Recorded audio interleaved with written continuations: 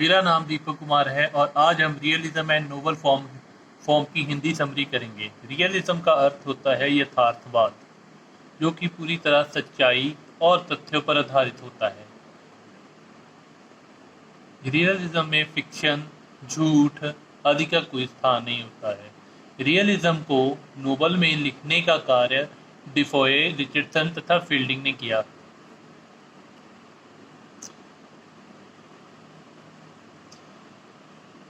Author ने इस ऐसे में शुरू करने जब ऑथर ने इस ऐसे को शुरू किया तो उसने को विश्वास था कि लिटरली फॉर्म नोबल एक नई प्रकार की लिटरली फॉर्म है, यानी कि साहित्यिक प्रकार है, जिसकी शुरुआत डिफोए, रिचर्डसन, फील्डिंग ने खुद की थी।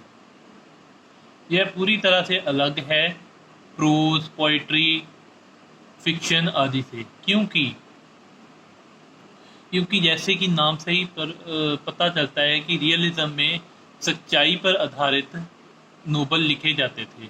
यह साधारण लोगों पर लिखे जाते थे, बजाय कि प्रोमिनेंट लोग जो कि रॉयल फैमिली से बिलोंग करते थे, बिजनेसमैन थे आदि।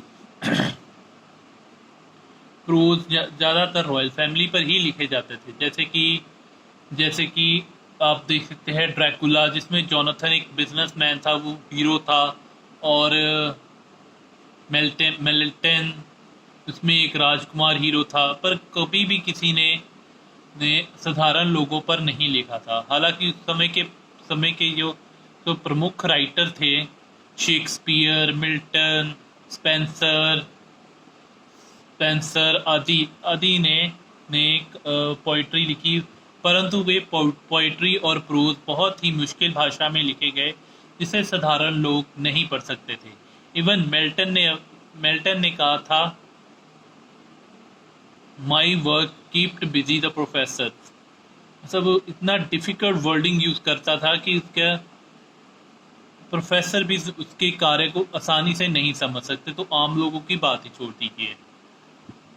इसके बाद हालांकि डिफॉय, रिचर्डसन, फील्डिंग कोई अच्छे दोस्त नहीं थे, उनके म्यूचुअल इन्फ्लुएंस नहीं दिखाई देता था, पर फिर भी उनके काम को बहुत एप्रिसिएशन मिला।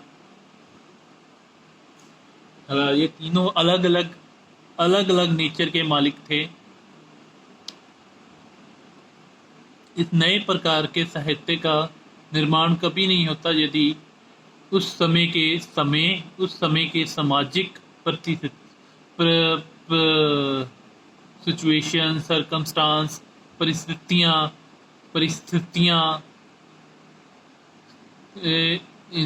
डिफॉय, रिचर्डसन और फील्डिंग के फेवर में ना होती। बट क्वेश्चन अब ये उठता है कि आखिरकार उस समय की कंडीशंस डिफॉय के फेवर में क्यों गई। इसका कारण यह था कि साधारण लोग नोबल से जल्दी जुड़े, क्योंकि यह सारे नोबल में उन साधारण लोगों के बारे में ही लिखा गया था, तथा जो हीरो होता था वो भी साधारण लोगों में से ही होता था।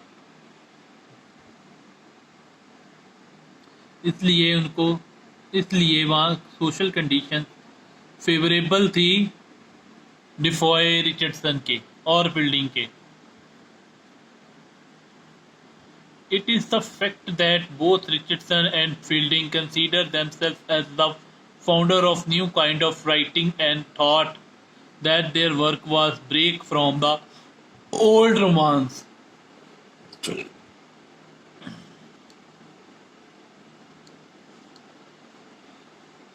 हम ये कह सकते हैं कि यह तथ्य है कि रिचर्डसन, फील्डिंग खुद को मानते हैं कि उन्होंने एक नई प्रकार की राइटिंग का निर्माण किया है, जो कि अपने विचारों और अपने कार्य से पुराने रोमांटिसिज्म को खत्म कर सके। रोमांटिसिज्म से भाव है कि प्रेम रस से लिखी हुई कविताएं। ये प्रेम रस किसी भी प्रेम से प्रकार का प्रेम हो सकता है। दरअसल जितनी भी पोइट्री लिखी गई है या प्रोज लिखे गए हैं, प्रोज लिखे गए हैं उनकी राइटिंग पर अधिकतर उस समय का समाज का प्रभाव बहुत अधिक पड़ा है। चाहे वो वीर रस की कहानियां हो, गुरु गोविंद सिंह जी ने अपने समय में अपने सैनिकों को वीर रस की कहानियां सुनाई थी ताकि वे ज़्यादा जोश में आकर मुगलों से सामना कर सके, क्योंकि उस समय सिखों और मुगलों के बीच जंग छिड़ी हुई थी। अगर जंग नहीं छिड़ती तो हो सकता है कि वो हास्य रस या काव्य रस या रोमांटिसिज्म ऐसी कविताएं बुलाते, प्रेम रस से भरी हुई।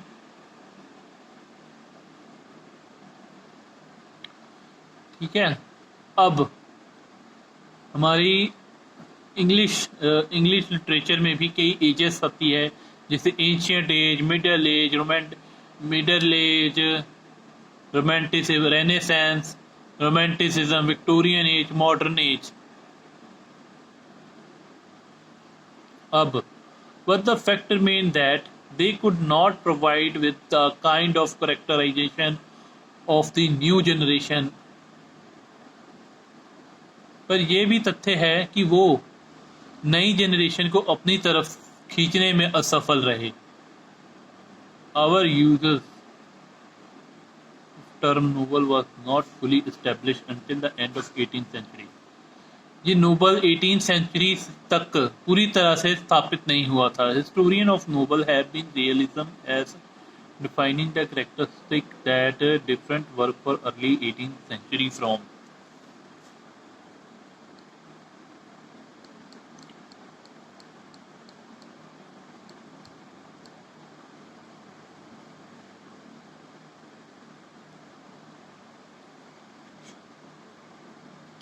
नोबल के लेखकों का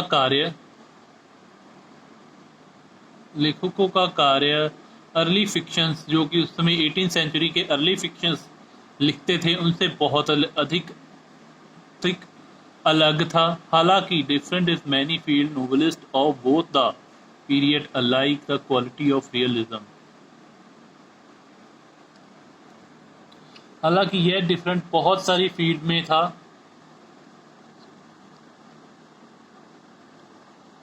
अगर हम ये सोच लें कि रिचर्डसन, फील्डिंग ही रियलिस्टिक थे, तो it would imply all the previous writer literally form pursue the unreal. यदि हम ये मानते हैं कि डिफॉय, रिचर्डसन और फील्डिंग रियलिस्टिक फॉर्म में अपनी राइटिंग लिखते थे, तो इसका मतलब यह लागू होता है कि जितने भी इनसे प्रीवियस काम किए गए हैं या राइटिंग लिखी गई है वो सब अनरियल थे, वो सब फिक्शन बेस्ड है। The term realism stand with the French realistic was the first to use the aesthetic description।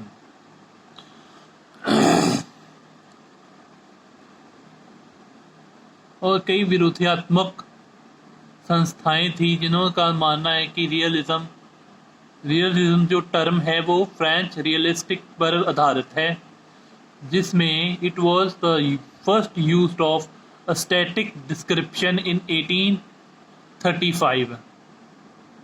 Aesthetic description वह होता है कि सुंदरता का वर्णन करना,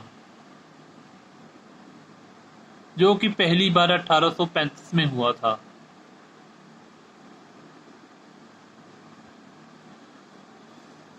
पर यह पूरी तरह से 1856 में रियलिज्म आया, जो कि डरेंटी के द्वारा आया गया।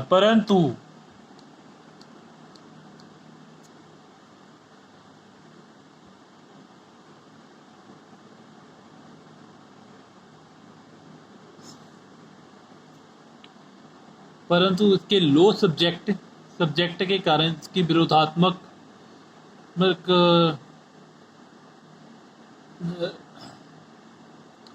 फॉलबर्ट और बाकियों के लो सब्जेक्ट के कारण काफी ज्यादा विद्रोह किया गया। So some use primary idealism which is oppose the French realistic. Immoral का यहाँ पर अर्थ है कि विरोध करना।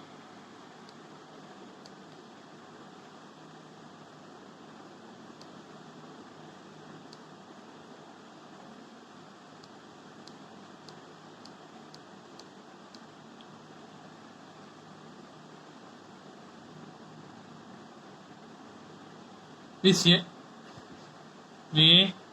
so it came to use primarily as contrary to idealism. Realism में आइडियलिज्म का पूरी तरह से विद्रोह किया गया, यानी कि आदर्शवाद का रियलिज्म में काफ़ी ज़्यादा अपोस्ट किया गया है. Realistic which has influence critical and historical writing of the novel, जो कि फ्रेंच था वो हिस्टोरिकल राइटिंग से प्रभावित था. तथा नोबल ने पोर्ट्रियाल किया था, यानी कि एक हमें पिक्चर दिखाई थी लो लाइफ की, यानी कि जो कि साधारण लोगों के जीवन के बारे में हमें काफ़ी कुछ बताया था. एम्फिसियन Marton was the story of Ephesian Martin was taken as a realistic because it showed a sexual appetite stronger than wife sorrow. ये कह रहे हैं कि कहानी एफेसियन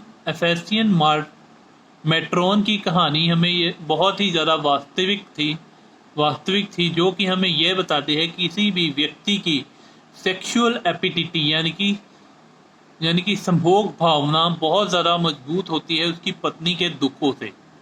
वे अपने सेल्फ सेटिस्फेक्शन के लिए अपने घर बार को नज़रअंदाज कर देता है.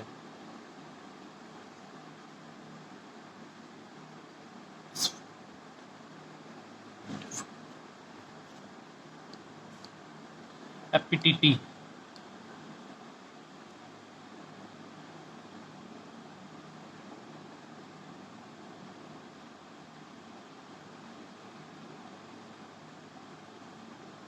हिपोक्राइट.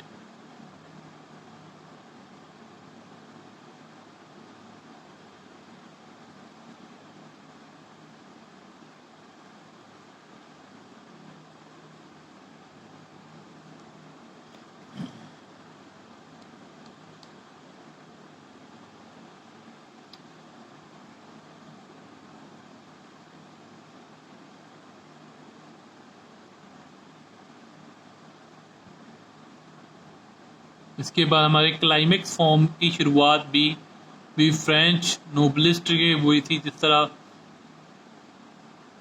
एक dramatic and realism novel of डिफोए.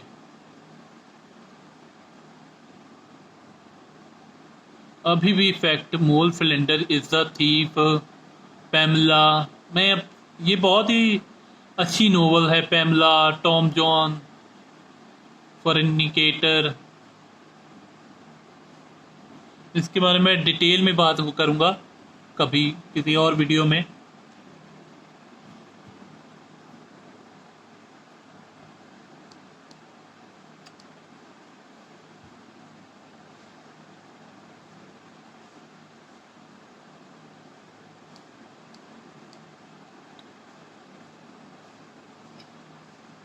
Realism का यूज करते हुए एक अवगुण आता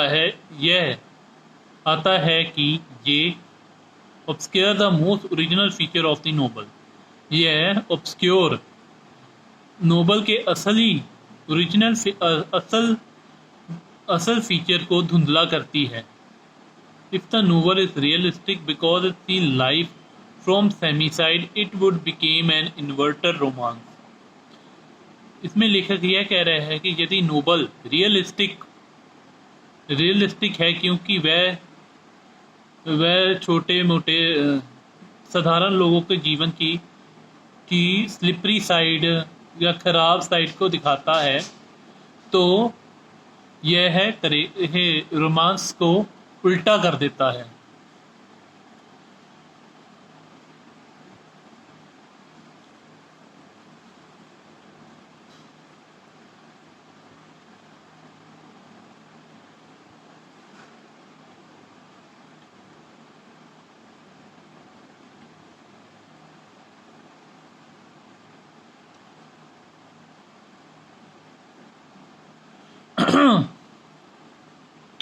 रोमांसिज्म को उल्टा कर देता है. Actually novel attempt to portrayal all variety of human experience.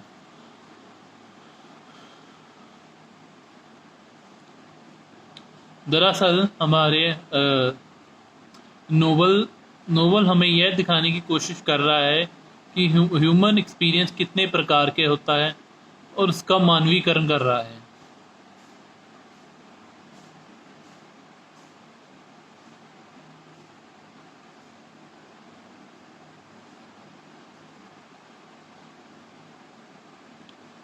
दरअसल नोवेल में जितना कुछ भी लिखा है वो सब कुछ ह्यूमन एक्सपीरियंस के ऊपर ही लिखा गया है। नोवेलिस्ट का मानना है कि अपने हम सब अपने एक्सपीरियंस सेंसेस के द्वारा ही सीखते हैं। यह थ्योरी लॉक की थ्योरी है तथा यही सेम थ्योरी हमारी साइकोलॉजी में भी पढ़ाई जाती है। आई थिंक जीन प्याजे या किसी और, मुझे सही से याद नहीं है, पर हाँ, लर्निंग बाय एक्सपीरियंस की बात की गई है। The realism in novel does not exist in kind of life that it present. अब रियलिज्म ये कह रहे हैं कि realism in novel does not, कि वास्तविकरण नोबल में आना एग्जिस्ट नहीं करता kind of life that it present, जो वर्तमान में जो जीवन चल रहा है उसमें नोवेल में यथार्थवाद एग्जिस्ट नहीं करता, यानी कि उसकी प्रेजेंस का कोई भी नामो निशान नहीं होता है। परंतु in the way it present life, पर वह कभी क्या जीवन में अपने वर्तमान जीवन में जरूर आ जाता है।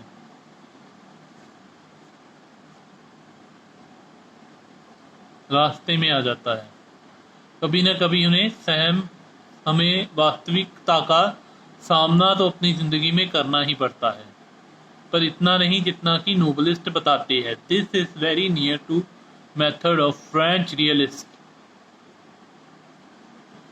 डिफोए, रिचर्डसन और फील्डिंग का रियलिज्म बहुत ही करीब है फ्रेंच रियलिस्ट के साथ। Novel raise an important issue more sharply than any other literary form. Novel ने बहुत ही तेजी से और बहुत ही चालाकी से उन मुद्दों को उठाया है जो कि साहित्य के अन्य प्रकार ने कभी नहीं उठाया था। The problem of the correspondence between the literary work and reality which imitate यह मुश्किल थी कि हमारे साहित्यिक वर्क और रियलिटी के काम के कार्य में कि क्या हम अपने लिटरली वर्क में इतने ज़्यादा बिजी हो जाते हैं कि हमने असलियत पर लिखना ही छोड़ दिया था।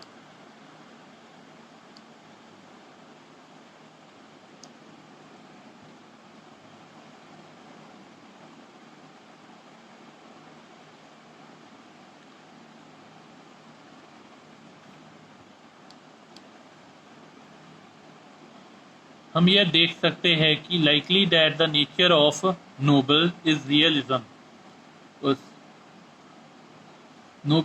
नोबल्स की जो नेचर है वो यथार्थवाद पर आधारित है। जहाँ इन अर्ली 18th सेंचुरी हम ये देख सकते हैं कि शुरुआती 18th सेंचुरी और लेटर बाद के 18th सेंचुरी में can best clarified by the analyse of concept and their philosopher. 18th century आरंभ तथा लेटर में 18th सेंचुरी के बाद नोबलिज्म के जो फिलोसोफर थे उन्होंने अपनी इस बात को बहुत ही अच्छे तरीके से क्लैरिफाइड किया था, साफ किया था कि वह अब जो ट्रेडिशनल प्लॉट चल रहे हैं उससे आगे जाएंगे। The term realism is in philosophy is more strictly applied to view of reality, direct opposed to a common urge. The term realism in philosophy is more strictly applied on the view of reality and directly opposed to a common urge. Realism यानी कि यथार्थवाद Nobel के कार्यों में बहुत ही बहुत ही सख्ती से लागू की गई है तथा वे उन्होंने कॉमन अर्ज को अपोस्ट किया है। कॉमन अर्ज अर्थात जो एंशियट से, मिडिवल से तथा रोमांटिसिज्म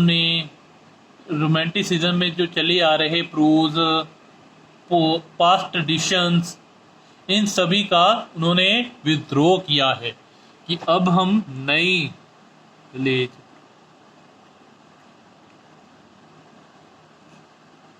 अब हम वो सभी पुराने ट्रेडिशनल का विरोध करेंगे और नई नई नई राइटिंग का निर्माण करेंगे जो कि रियलिटी पर आधारित है। In the bare beginning, it does not seem helpful because in the novel. हालांकि शुरुआत में ये बिल्कुल भी सहायक नहीं रहा, क्योंकि नोबल में ये बिल्कुल सहायक नहीं रहा। There are the journal truth. In modern period, journal intellectual orientation was mostly decisively separated from the classical medieval heritage by its rejection of the universe.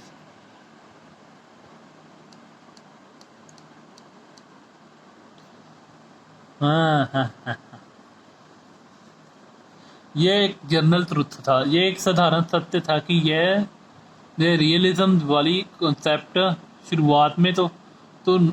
शुरुआत में सहायक नहीं थी। आधुनिक युग में intellectual orientation was mostly separate from the classical medieval heritage bye it's, जो कि मॉडर्न एज में जो कि बुद्धिजीवी व्यक्ति थे उन्होंने मिडिवल हेरिटेज से अपने आप को अलग कर लिया। मिडिवल यानी कि मध्यकालीन सभ्यता, हेरिटेज जो भी उनका ट्रेडिशन चल रहा था, क्योंकि उन्होंने यूनिवर्सल को रिजेक्ट कर दिया। Modern realism began the assertion that truth can be discovered by the individual through his senses. The concept originated by the Locke. जैसा कि हमने पहले भी, जब मॉडर्निज्म वालों को बिल्कुल अच्छा नहीं लगा, क्योंकि इन्होंने रिजेक्ट किया यूनिवर्स को, और वो विश्वास करते थे कि एक इंडिविजुअल में जो कुछ भी है वो यूनिवर्स ही है। अगर यूनिवर्स ही खत्म हो गया तो एक इंडिविजुअल की क्या औकात रह जाएगी, वो तो खुद ब खुद ही खत्म हो जाएगा। इसीलिए उन्होंने बहुत ही शुरुआत, modern realism begin with assertion that truth can be discovered by the individual through this senses. This concept origin by the Locke, learning by his senses. ये लॉक की थ्योरी थी जिसको का मानना था कि हमारे सेंसेस के द्वारा हम बहुत अधिक जानकारी अपने एक्सपीरियंस के कारण हम ये जान सकते हैं, हमें ज्ञान प्राप्त होता है अधिकतर। ये साइकोलॉजी में भी यही बात कही गई थी कि हम अधिकतर ज्ञान अपनी सेंसेस के थ्रू, एक्सपीरियंस के थ्रू ग्रहण करते हैं। But view external world is real but experience of senses is true. External world is real, मतलब कि जो भी है हमारा जीवन बाहर की दुनिया में चल रहा है वो रियल है, पर जो हम नॉलेज ग्रहण करते हैं अपने एक्सपीरियंस, सेंसेस, वो सत्य है। It does not throw much light on literally realism.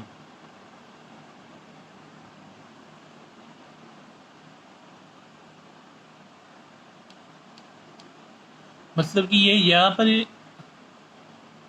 ये कहना चाहते हैं कि जो नॉलेज हम अपने एक्सपीरियंस के आधार पर लेते हैं वो तो सत्य है, पर जो हम किताबों से या मैथियोलॉजी, हिस्ट्री, इन सब से लेते हैं वो असली ज्ञान नहीं होता है।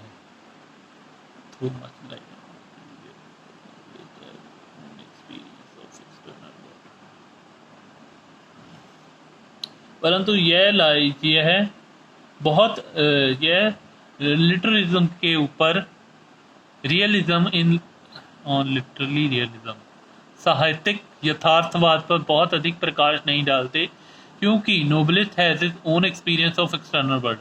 क्योंकि नोबलिस्ट अपने हस अकॉर्डिंग, अपने एक्सपीरियंस और अपने आइडियोलॉजी के अनुसार बाहरी बाहरी दुनिया को देखते थे। फर्दर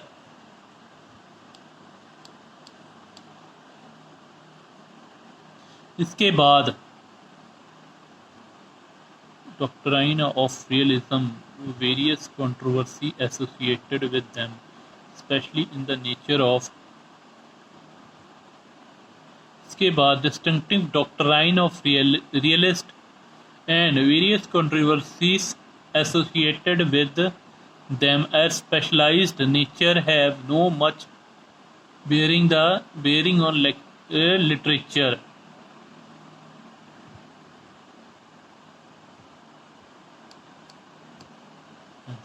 यही भी नहीं आता पे।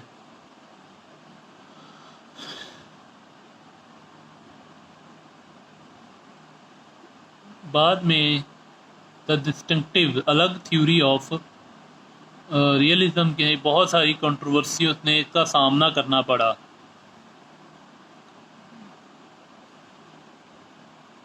The through and method of investigation it has used the problem it raised the more important realism in the novel.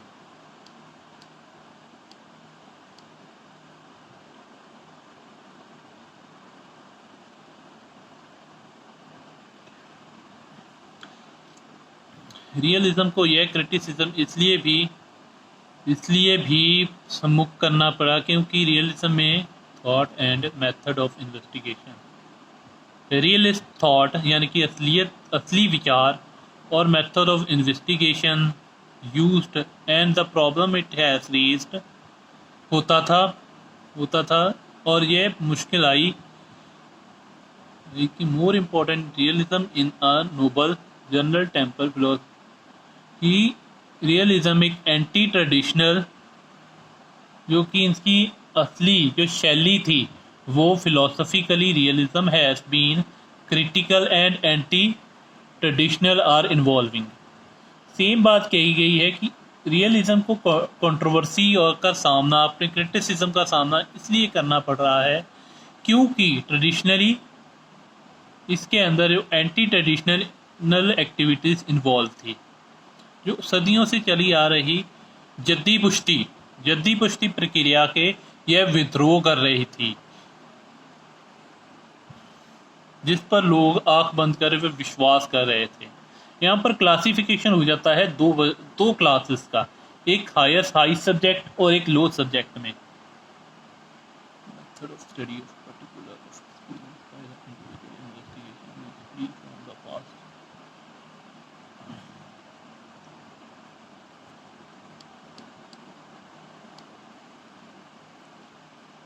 Same line इसमें method of particular of experience, it is method is study of particular of experience by individual investigator who is free from the past assumption and traditional belief are similar to distinctive feature of the novel form.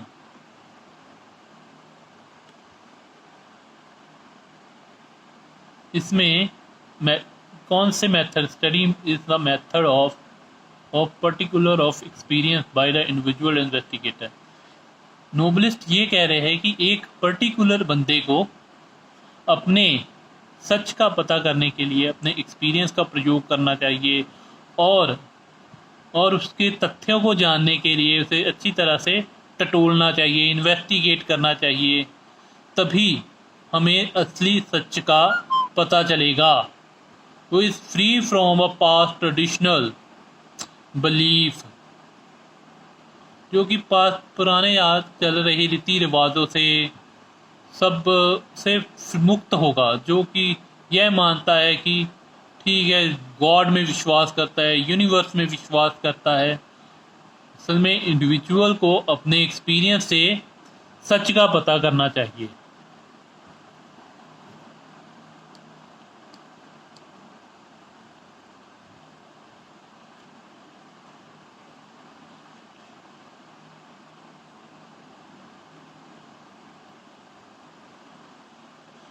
Novel में हमें literature और life के बारे में जानकारी प्राप्त होती है, which we find in prose जो कि हमने अभी तक प्रोज फिक्शन में प्राप्त किया था, जब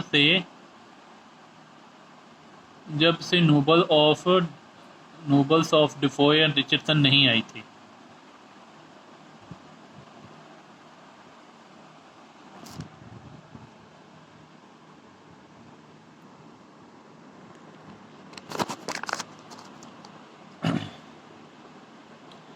Novel is form of literature which mostly fully reflected individual and innovating reorientation। अब ए भाग में इसमें क्या प्लॉट के बारे में वर्णन किया गया है। प्लॉट का मतलब होता है विषय वस्तु। विषय वस्तु यानी कि ऐसा विषय जिस पर हम लिखते हैं उसे हम विषय वस्तु कहते हैं। The novel is a form of literature which mostly reflected the individual and innovating reorientation. The early literary form had reflected a tendency of culture according to traditional practice based on past history fable. For example, the plot of classical and Renaissance epic were based on past history and merit of author.